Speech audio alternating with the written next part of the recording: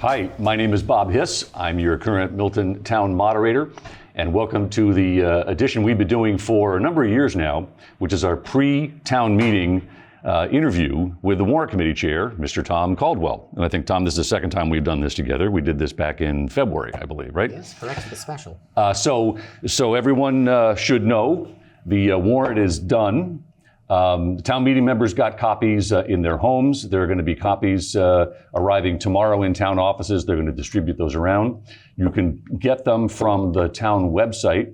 If you go to the townofmilton.org, go to the departments menu. Within that, look for Town Moderator. Within that, look for on the left for warrants. It'll bring you to a page, scroll down to the bottom, and you'll see the annual 2025 warrant. And this document will be there in PDF form for you to take out.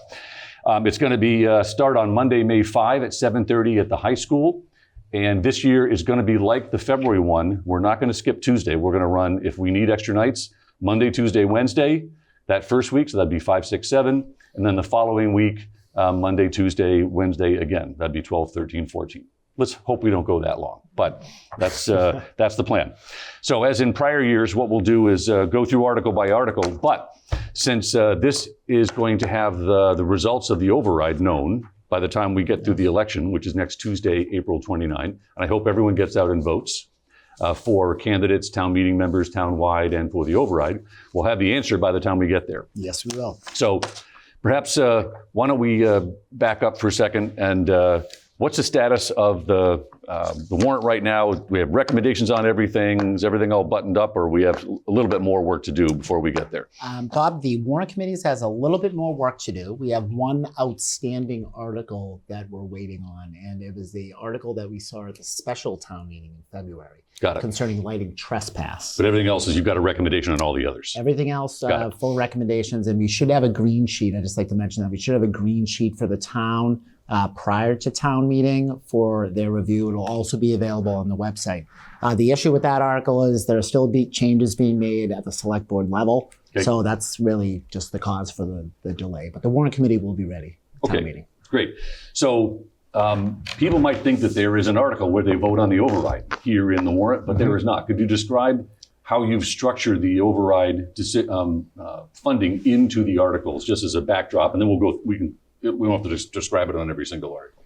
Absolutely, Bob. So I think for some of the residents of the town who have been here and seen prior overrides, usually the situation is a little reversed, where town meeting would approve a number on an override, and that number then would be sent to the voters for ultimate approval. And obviously then for that fiscal year, that would be the budget set. Here, it's we're just doing it's a little reverse. And as I had mentioned in my comments, there's no prohibition against that. Mm-hmm. So it's going to go to the town, and is going to give a town meeting the decision. Town meeting then at that time has they can vote for one of two budgets.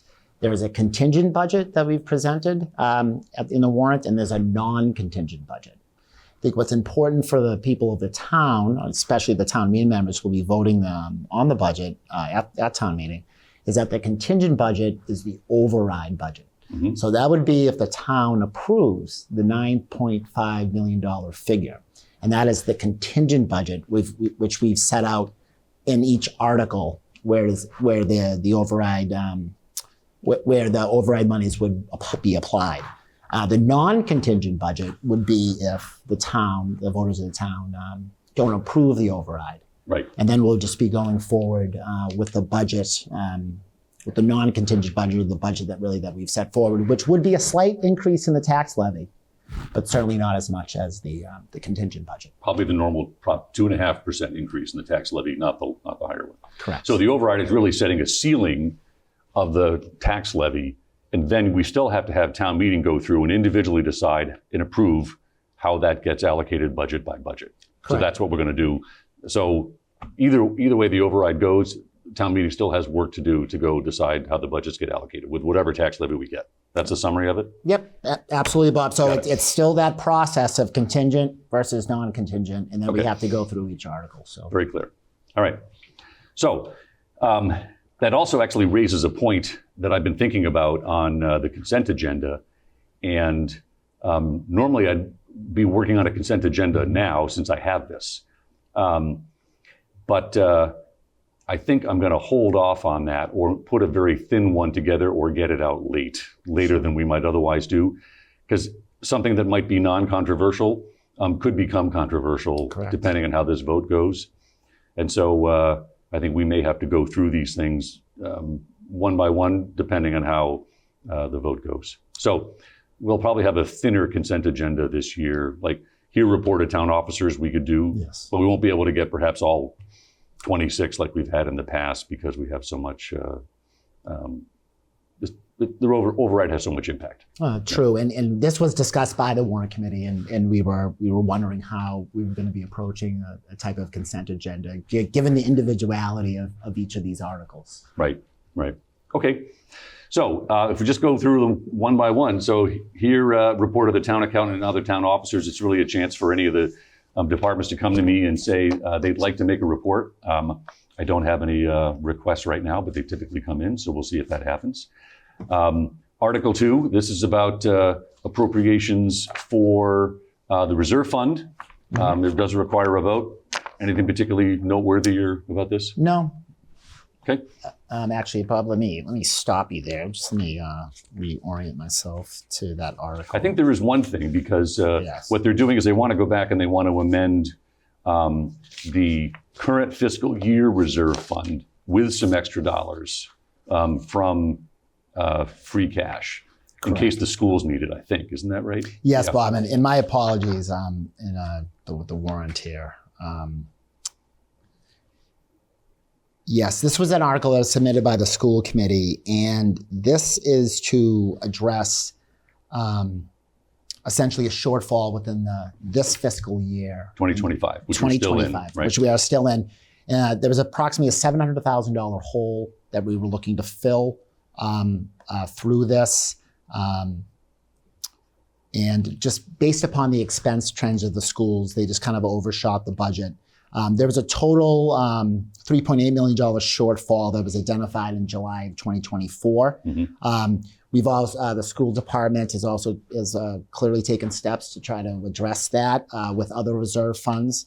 But this amount is still outstanding. And there's some talk about some other reserve funds that we're creating to address this type of problem in the future from happening. So, but this is a request for $700,000 to plug a deficit in this current fiscal year. Got it. So the money would go into the reserve fund, and then the warrant committee can then vote it out of the reserve fund into the schools later on. I think that's how it works. Correct. They would Right. come before us. The warrant committee, pursuant to the bylaws, has control of the reserve fund, and Right. ultimate approval would allow those monies to be moved on. We had a brief discussion with the school committee concerning that, and I do, as chair, expect them back soon to make a formal request for the monies. Very good. Okay.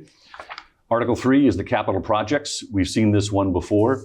Any big items stand out to you this year? Yes, there's one large cost, and it concerns the fire department. It's the purchase of a new engine. We had It's on page 18, I think, right? Correct. Yep. And it's approximately $1.1 million. We had a great conversation with our chief of the fire department, and he explained to us the historical approach they take to replacing engines, which, as we all know, are extremely expensive pieces of equipment. If you just look how much a car costs. And almost custom for every town, really. Correct. Based on needs and everything, right? Yeah, length, everything. So, and of course, what was some concern of the Warrant Committee, we're talking about the potential of a lot of new housing in town, whether it be from the MBTA communities or 40B projects, ADUs, and we were focused on the amount of money, obviously, that was going to be allocated to purchase this equipment, but was that equipment is going to be appropriate for 10, 15 years from now if our town sees a significant new growth. With 5-story buildings as opposed Correct. to a 2-story house, that kind of thing, right? Yes. I see. Okay, got it. So we had a lengthy conversation about that. And that was probably one of the major items that we had a discussion about. As you had indicated, many of these items have kind of been on the radar and have been part of the capital budget for a while now. So They're getting a chance to work their way in now. Correct. But this is not contingent on the override. Capital's separate. capital is separate, and I think that's a good distinction to make, Bob. Very good. Very separate from our regular budget. Okay. Article, that was 3 and 4. Okay, did I skip over 3? I think I skipped over 3. Oh, that's the town treasurer to compensation agreements. Yeah, that's the kind of thing that would go in a consent agenda. Yes. Article 5, we're looking at the audit budget. It looks a little bit larger than prior years, but again, not contingent. No. Not contingent. It was a slight increase. It was a contractual issue, and it was an OPEB. The post-employment benefits valuation is required every 2 years. As a result of that, we had to increase the amount, approximately $10,000. Okay, very good. 6, this is the wage set aside for the negotiated agreements. We have this every year. Correct. Here's the first case we see one of the tables with the contingent in it. So when I read this, or the moderator reads it, I'll explain this. The moderator will explain this to the members. So if the override is passed, then we'd be voting on the FY26 at. How would you read this out for the members? It's FY25 plus the 27,360. Is that how we'd read it out? Yes. Okay. And if it is, if the override does not pass, it would be the 562,640. Correct. That's the amount. Okay. So we'll come to Article 6, and now this is the first one where we do see that contingent budget. Correct. So the way the moderator would read this out is say, so folks, when you're reading this, you can see what we spent in 24 was 1.24, and the budget in 25 is $1 million. If the override does not pass, then the recommended amount of the warrant committee is down to 562,640. Correct. If the override does pass, then the recommendation of the warrant committee is the 562,640 plus the contingent amount of 27,360. Correct. So you'd add those two together, and that's what you're recommending the town meeting pass. Yes. Okay. So override does not pass, it's just the 562. Override does pass, it's the sum of those last two columns. Yes. That's how you read it. Got it. Okay. Very good. And the reason that it's gone down so much, what's that related to? That would be, so this is non-school union collective bargaining. So frankly, it would be a reduced number of employees because the override doesn't pass. Okay, got it. Fewer employees, less need for the set aside. Understood. Correct. Okay, that's logical. All right. Article 7, we're now into employee benefits. And again, that's going to be the same kind of structure. We have the contingent and the non-contingent. Was there anything other than the override impact notable about this employee benefits article this year? Well, we had the Warrant Committee had a very lengthy discussion just concerning benefits, the various benefits the town offers to various steps of employees. Of course, and I think this is reflective in government and private enterprise. Healthcare costs are just going through the roof. And this is something that, the town has been tackling for several years, trying to manage our ever-increasing healthcare budget. Salaries and healthcare are probably one of the two biggest line items in the town's budget. Right. And so there wasn't really anything particular that concerning this article. But of course, we were just, we just wanted to make sure we were informing town meeting, where our money goes. And sometimes it's things you don't really see frequently, and this is one of them. Right. So there wasn't, it's a very long comment. Felt like we had a very good conversation about it, but our health insurance trust fund is very stable. Our town general government, our town administrator, and financial people at town hall have done a great job managing this for us. So we ask for that you approve this article as written. Very good. Very good. Okay.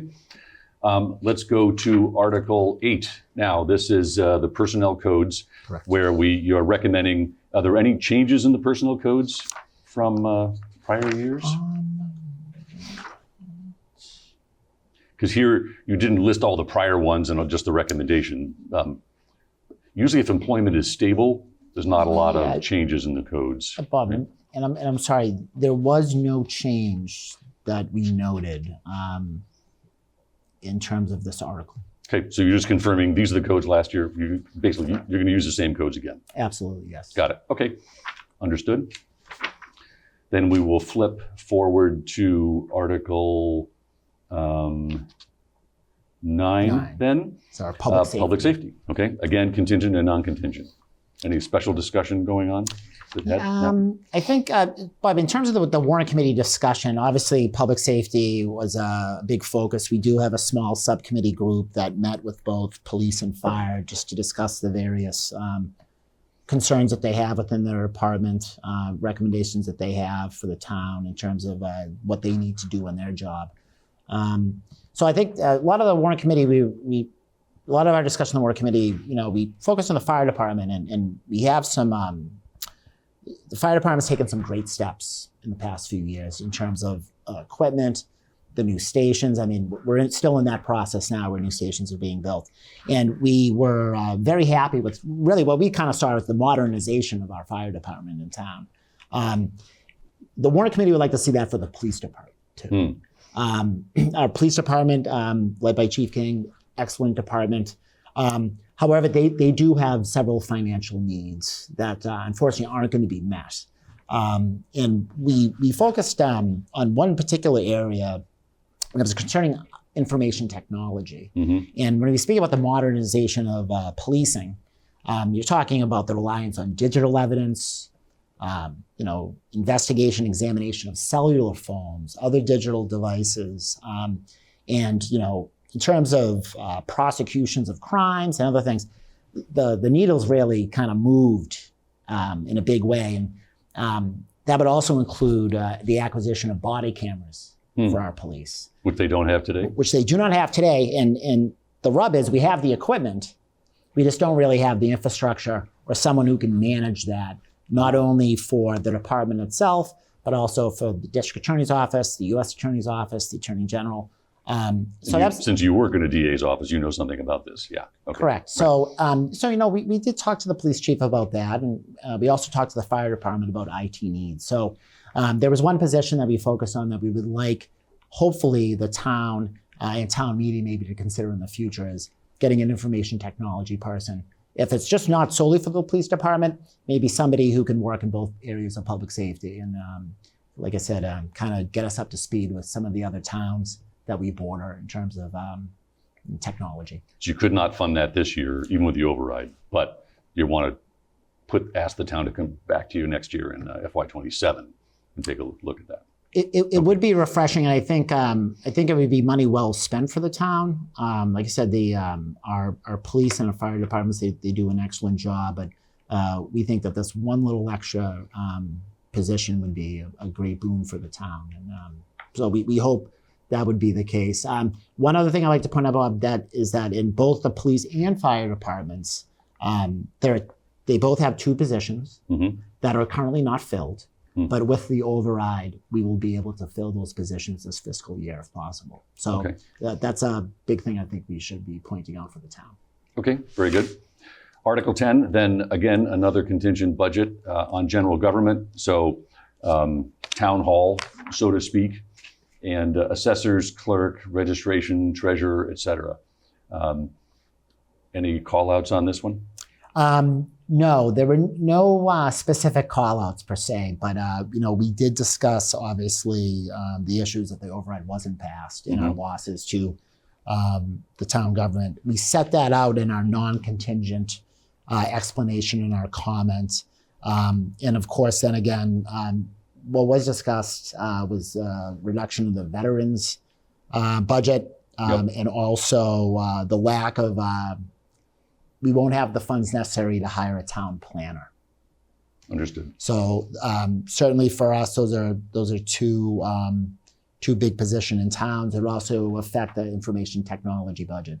So, there are some losses if the override does not pass. But there are slight changes. Select board's a little bit higher, but nothing that we thought was, nothing that we believe needed too much scrutiny. Understood. Okay, very good. We'll move on to 11, the general boards and committees, so Conservation Council on Aging, et cetera. And this has a relatively small contingent amount. So it sounds like a fairly stable number either way. Oh, absolutely, Bob. Okay, very good. Article 12, Public Works, has again, not a huge contingent amount, but what were the discussions around Public Works this year? One of the, we're going to be coming up on a new solid waste contract next year. In FY26? Correct. Excuse me, not 26. We'll be negotiating in 26 for 27. For 27. We discussed obviously the pricing for disposal of waste, given the fact that we're increasing trash fees. A big discussion was also concerning the town vehicles, vehicle maintenance, the work of the DPW. Members of the town should understand that we try and attempt to do all vehicle repairs in-house. And that keeps our DPW department very, very busy. We have an excellent mechanic there. All town vehicles, including police and fire, are serviced there. So great savings to the town, but it certainly taxes what they can do over the DPW yard if they're always working on cars. So we did discuss that. There was some discussion of the purchase of new vehicles to replace some of the aging fleet. Some of the vehicles are 10, 15 years old. They're shared by many town employees. So it was just a general discussion about any efficiencies that we could find that maybe save some money here and there. But in terms of the budget overall, we think it's a conservative budget and it's a good budget. And the one thing I'd like to point out is that in the general government, the many department heads that we speak with, they do a great job staying within their allocation and in managing their budget. So usually, frequently with not DPW per se, but police and some other departments, we always see kind of a kickback to the general fund at the end of the year, which is a good thing. They're that efficient, really? Yes. Wow, okay, well done. 13, we're into now the water and sewer neighborhood. So Water Enterprise Fund, non-contingent items here. So you're just recommending a straight up appropriation in water? Correct. Okay. Anything notable as we go through the water and the sewer and the... Well, Bob, this is like kind of a little anecdotal. Our water costs always go up. Yeah. And our MWA, we're one of the highest communities assessed by the MWRA. So this budget just reflects those increases, approximately $500,000. We're going to have to put into the fund. Of course, the benefits of being an MWRA community are huge, and we're very happy that we're a part of it. So the little extra money goes a long way. Okay. Sewer, again, there's no non-contingent or contingent here, but looks like it's more stable than the water was, or more the flat line versus prior years. Yes, again, as you can see, a slight increase, but nothing that we historically is out of line. People always wonder, in terms of the water and sewer. Growing up as a kid, my dad used to say it cost me money to come in and double to go out. That always resonated with me when looking at these. Like, it just has a joke in my head. Now I know what he was talking about. Yep. Okay, Article 15. We're now on the stormwater side. Much smaller numbers, but again, non-contingent. There's no contingency in this. No, it's same. There's a slight increase to this. I think there was an issue concerning the cleaning and maintaining of the catch basins in the town. That's where we saw that slight increase in the funds. And as we all know, the stormwater is assessed about on the amount of impervious area a property has. And in addition, some members learned this year that every town department pays the stormwater fee. So the cemetery pays the fee, the school pays the fee. So this is something that it's not only just the residents in the town, but come out of the other governmental budgets to fund this. I see. That's probably not widely known. No. Okay. Well, there we go. Article 16. So this is now to improve the water system, and so it would require some debt. Thus, we'll have a 2/3 vote on this. Yes. How does this number, I think, stand? I have to go back and look and see how it compares to prior years. Is it similar? About $600,000? Yeah, I think, 600, $500,000. It's around what we see historically every year. It's the town, in terms of investments in these types of funds, have done a great job. The drinking water, obviously, as I had just mentioned, extremely important. Anytime we can get these zero interest loans, we should take advantage of them.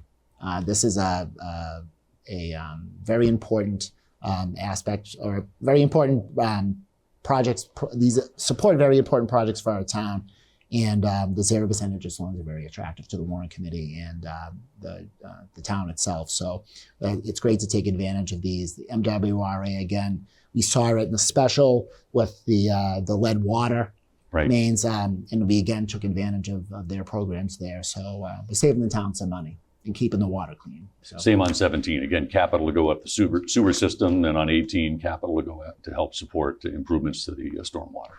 Yes. And that then wraps up the water section. Okay, very good. Board of Health, we're back to contingent and non-contingent, but fairly minor contingent appropriation, but a large increase from 420 to 601 in your base budget. Yes. Yeah. What's the thinking there? Let me see. Let's look at the numbers here. Bob, in terms of the number here, it's approximately a 45% increase from the fiscal 25 appropriation. And this is the increase relates to the opioid settlement fund that we're still receiving monies for after the lawsuit against the Sacklers. There really was not a large increase in the salary and wages.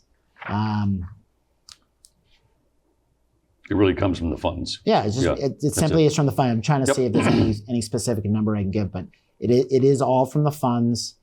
And this is now going to be dropping off. So these monies are not going to be available in the future. Very similar to ARPA and some other monies that we benefited from in previous years. But this is really kind of the last time we're going to see this opioid settlement money for a bit. Okay. All right. Library looks like it has a modest increase without the override and about a $70K with the override. And I think we've heard what the impact would be on hours and staffing, et cetera. Correct. I think that's the biggest loss would be the adjustment of hours on the weekends. The budget line for materials would be a focus on ebooks, which are obviously very popular. They are in my house, I know. Yeah. So, but I think the biggest thing about it is just, we can expect to see some closures on the weekends at the library. Understood. Okay. 21 cemetery. Again, a slight decrease without the override, and still pretty flat with it when you look at the sum of it. Okay. Correct. They hire seasonal workers up at the cemetery. Obviously, I mean, as we know, our cemetery is beautiful. They do a great job. But if the override is not approved, they're going to lose some of those seasonal workers. But yes, still basically level. Okay. And Parks and Rec, slight increase in the contingent amount, but not a giant amount. Yeah, and I think the biggest focus on this is there was an appropriation in this budget for the Wildcat Den, which is the middle school specific club for kids in the town, and obviously we would have to remove that from the budget line. I would like to give some recognition to our Parks Department here tonight, and as I did in the Warrant Committee meeting. Our athletic programs in the town are full to the brim, which is great. We've seen great success at the high school level. Sure have. Yeah. In various athletic disciplines. So, they're all part of that. They get the kids out early, and they do a good job managing the parks as we have and keeping them in nice shape. So I just want to give them a big thanks. And although this has nothing to do with parks, and now in drama club, going to the States, and yes, as a former drama club kid that went to a state and didn't win, that's a big deal to do that. So kudos to them. It is a big deal, and we're seeing a lot of great things happening at the high school with the students, with various clubs and athletics. Yes, it's great to see.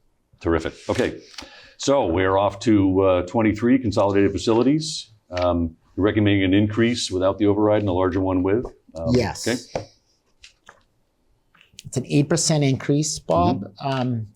And it's really, again, this is, I don't want to say inflation per se, but the increase is a result of just cost increase in materials and labor. to maintain the various buildings and properties throughout the town. So Right.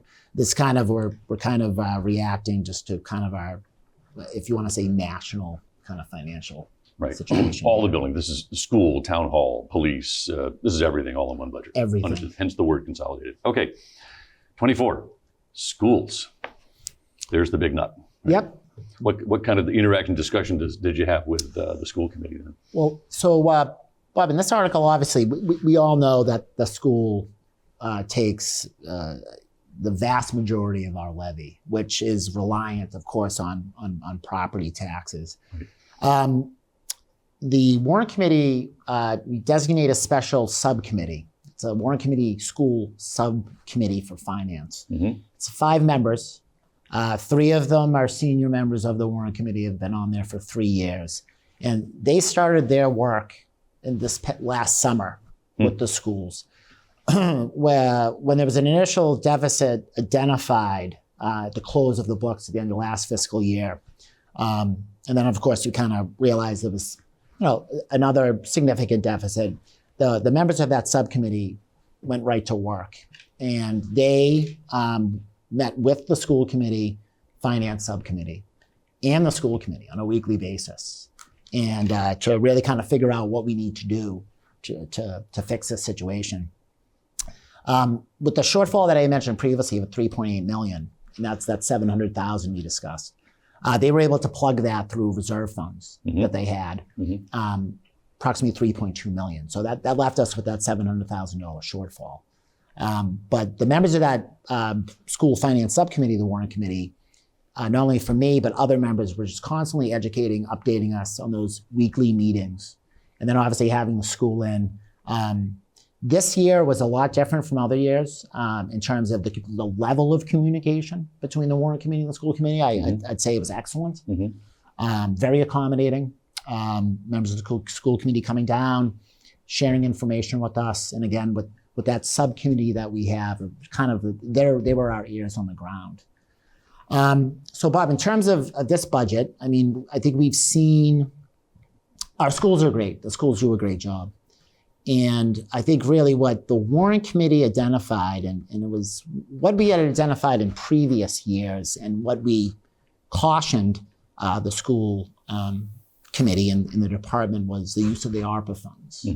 And, we understand the ARPA funds are used, throughout the town for many different things, but I think there was a certain definite concern about hiring positions when these monies were going to fall off. And it was a significant amount of money, $3 million for the town. Because we knew the funds were going to dry up at some point, and then we'd have a challenge. The funds were going to end. And I think too, those people who were hired in the department, I'm sure were doing a great job in offering excellent services to the kids, but the issue is like, how are we going to pay for it at the end? Right. And here we are, the override. So that's just one of the things we're using to, the override funds will be used for, is to pay for these extra positions within the school. School department did a lot of work trying to cut other areas of the budget and save positions to keep that student-teacher ratio nice and low, like we've enjoyed for many years.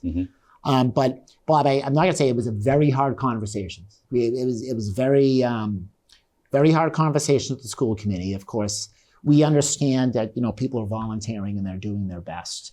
But obviously the shortfall was the major concern for us. Right. And I think too, looking forward, is what we wanted to discuss with the school committee.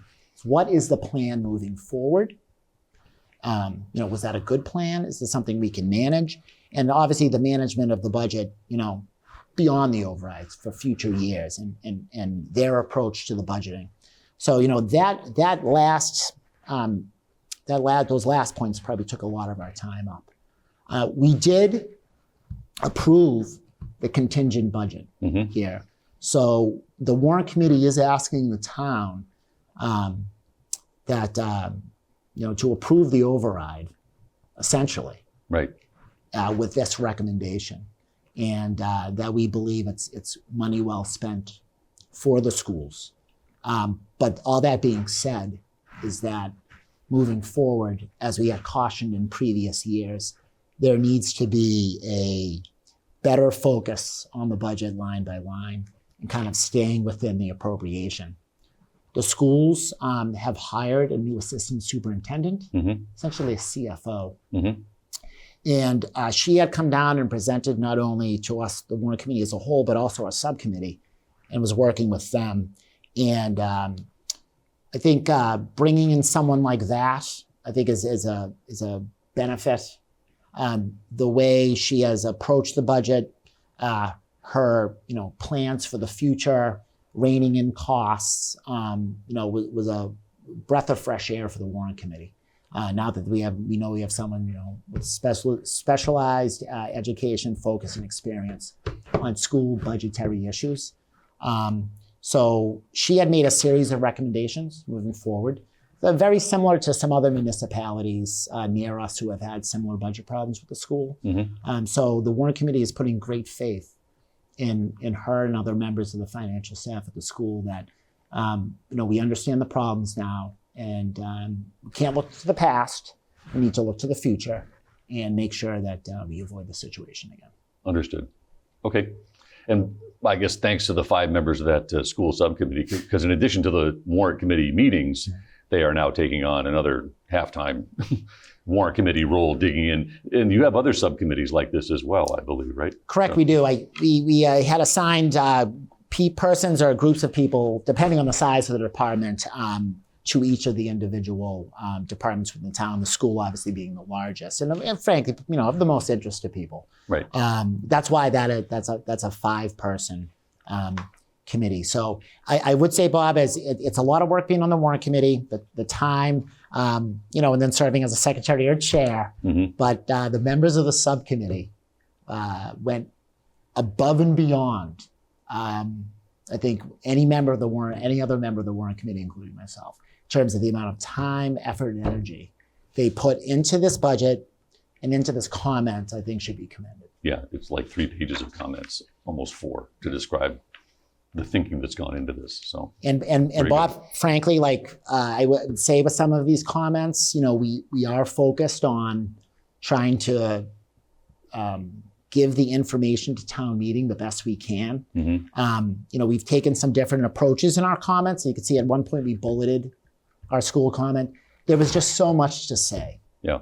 And there was so much information that we thought the town needed to hear.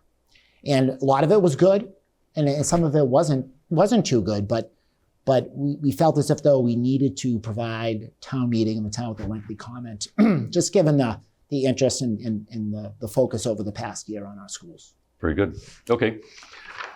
25, Blue Hills Regional Tech. Again, what's the reason for the numbers, again, non-contingent, but going down? Just lower enrollment? Lower enrollment. Okay, that's simple. All right, very good. I'm kind of curious, with all the emphasis we hear on the trades and college may not be for everyone, and shortages of personnel out there, as an aside to hear enrollment is down goes against that story I'm hearing out as I read current events. But we did kind of we did have a brief discussion about that, and the number drop was significant. It was almost 20 students. Wow.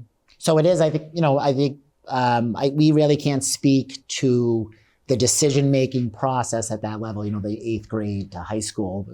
That data would be available maybe to us, the high school for college. But, so we don't know. We know they offer an excellent program there. The facilities have been upgraded, as we know. We've supported their facilities upgrades. So, no reason why. Yep. We do have one student at North Fork Aggie, which is their agricultural school over by Walpole. Okay. Which students from Milton can go to, but. All right. No, it's not expressing an opinion, just kind of curious. Just curious. We very well could see, that we could see those 20 students coming back, and maybe 30 or 40 next year. Right. That would dramatically change the appropriation that would be necessary for those students. But okay. It's low now, and So we'll move from school topics to now debt. So 26, this is new debt. It looks like we're going to be rolling over or taking on. Is it the general idea? Yes, this really the focus on this. So is the debt service to the fire station building projects and all our short-term borrowing related to that specific projects. And the monies for that will be paid utilizing the debt exclusion funds as authorized under the general laws. And we had approximately $468,000 balance in our debt stabilization fund. Yeah, Bob. So this is really very straightforward, but this really focuses on our new buildings. Right, and unrelated to override. Correct. And 27 looks like just the inverse. Money we didn't have to spend. Right? Yes, this is money that the town meeting allocated and just went unspent. This is one of the Warrant Committee's favorite articles. Yes. We love to see this money coming back, but we talk about roadways and maintenance. A lot of this is our Chapter 90 roadways program. It's a reimbursement to the state. So again, great work on behalf of our town, DPW and others, our town administrator, to get us into these programs to get money back, just like the sewers and the water. Okay. And as we move to 28, now it does have a contingent fund in it and stabilization funds. Looks like this has gone from 500 to 0 to 300 to perhaps almost to 530. So looks like we now are able to go put some money in the stabilization fund this year either way, which is good. And that's really the goal of the town administrator and the Warrant Committee, is getting those reserve funds up. Historically, we've done a great job in the town in taking care of these and setting money aside. And this is obviously getting us back to where we should be, and recommended by not only bond rating agencies, but also the Department of Revenue. Okay.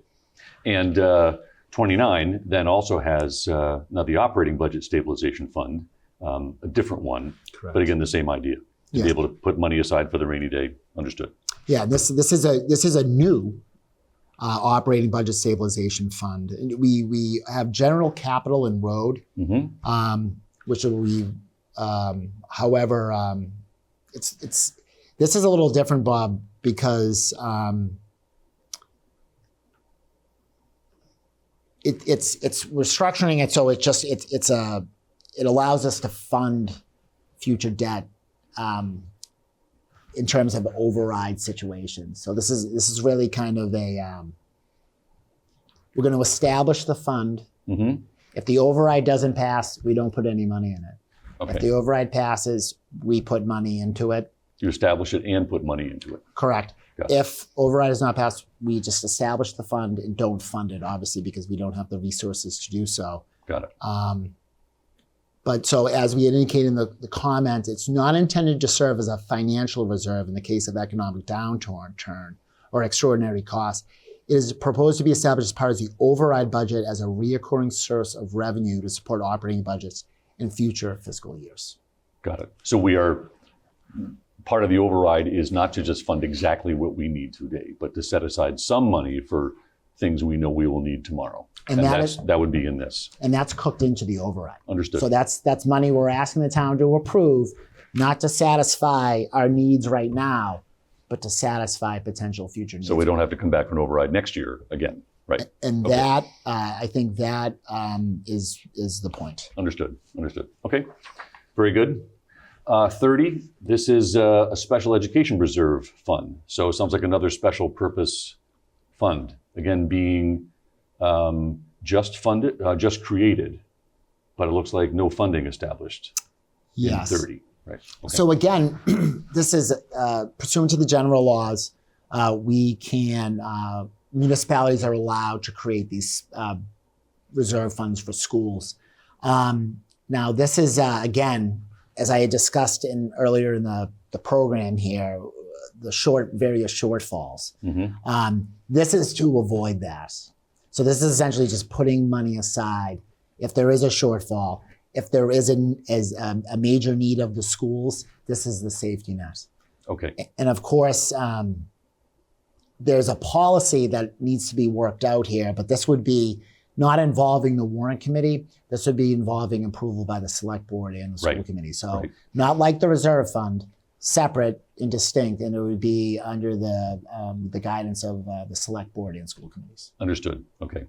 while 31 is the traditional reserve fund that we just talked about at the beginning, but now set up for fiscal 26. Yes. Right? Okay. And again, this fund, our historical reserve fund, is for unforeseen costs or expense to the town. I use this as an example in our warrant committees this year. DPW last year had an issue with a wood chipper. Mm-hmm. Wood chipper broke. Okay. Trees fall down across the roads. The town has to do something. We were borrowing one from Canton. Okay. But they came before us and they asked. And again, there was about, I don't know the exact amount of the time. I just round figure 150,000 they requested. And again, the warrant committee moves it. So Understood. This is, again, this is the, we have a 10% increase in this one. Understood. Okay. 32, these are the, I think, the revolving fund, so to speak. So these are as the fees are paid to various departments and boards, you're authorizing them to go, collect these fees and allocate them out to the various boards. Understood. Yeah, it's Board of Health, all the trustees, Conservation Commission, Cemetery. And non-contingent on the override. Yes. Okay, very good. 33, cable access. And here we are sitting in Milton Access TV studio. How timely. So this, we discussed this back at the special a little bit, cable access and our PEG access enterprise funds. So here we're asking for $500,000 from the levy to be appropriated to Milton Cable Access to continue the wonderful programming that they have and the coverage they do of government events. Again, the money from this fund is paid by the cable companies. Right. Every person who has a cable into their TV, a very small percentage of that bill goes back to the town. I've seen it on my bill. Yeah. Yes, you have. So that's really the monies we collect, and that goes to the public access. Now, we did talk in the special town meeting about obviously people cutting the cable cord and not having as many subscribers to these services, and the money's going down. So this is something that the Warrant Committee recommends the town just keep an eye on. Okay. And in the future, based upon changes in technology or viewing and entertainment, we might have to take a little more action out of the actual levy to pay these to keep our program going. All right. 34 and 35 are then the kind of the 1-2 punch of the Community Preservation Act. First is the funds and second is the projects. Is that the gist of it? Yep. Okay. And again, the CPA was established by a townwide vote, and the chair and the vice chair of the CPC came down. They presented us some really fantastic projects that they were in the town that they were working on. We have a table here, and one of the specific things that they had discussed with us was some work in the cemetery and some of the on the specific receiving tomb and some other work they're doing up there. Improvements to various spaces at the schools, and they're looking to do a refurbishment of the Wharf Street Park there, where we have our wonderful farmers market. So yeah, again, CPC doing great work for us, and I'm sure we'll see the results of these projects in the not too distant future. Okay, very good. Very good. Article 36, this is easements, typically making sure with it, if we've got to go, cross somebody's land to go dig a trench, we can go do that, right? Dig a ditch, right? Yeah, so this is something I can't speak to specifics or give specific examples, you think about water line maintenance or, anything that needs to be accessed by utilities. So this is something that historically, as you indicated, we do, and we ask that the town meeting approve. Very good. Okay, 37. Now this is the light trespass. You said is still under review and work is still going on. Yeah. So maybe, I don't know if you want to withhold comment until later or anything. Well, I just like to mention, Bobby, that this was sent back to the select board at the last town meeting. And I know we had a lengthy comment in the last warrant concerning it. I know that a member of the select board and town council are working on it. There were a series of suggestions that we made, and we're going to see really what the final product is. I think what's important for the town to know that this is not a planning bylaw. This is a general bylaw. So there's some slight differences, and really it's requirements. So we had mentioned that this had been actually proposed by prior planning boards, this type of light trespass. And I think, I want to say 2015, there was another push for something like this. But again, we asked, we compared this article to some other municipalities that have a light trespass. But when it is a planning article, there's a series of hoops you got to jump through, and a lot of it's concerning the public process and comment. Right. A general bylaw, and obviously as a planning bylaw, there's a grandfathering. So if you have a distinct feature or something on your property, that would be protected if there was a bylaw change.